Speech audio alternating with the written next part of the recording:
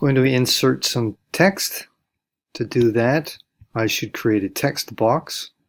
Go to the top menu here and select text box. I should then see the cursor turn into a crosshair, and then we can begin to place our text box wherever we like our text.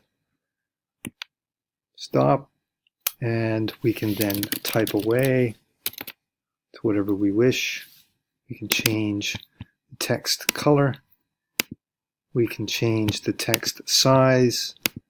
We can do a number of things, all related to formatting that text. In my example here, I've got some text that I'm going to copy and paste. Put that down here. I'm going to left justify. I'm going to change the size of the text box, and now move that text box to where I'd like it in this nested text box. And there we go. We're done.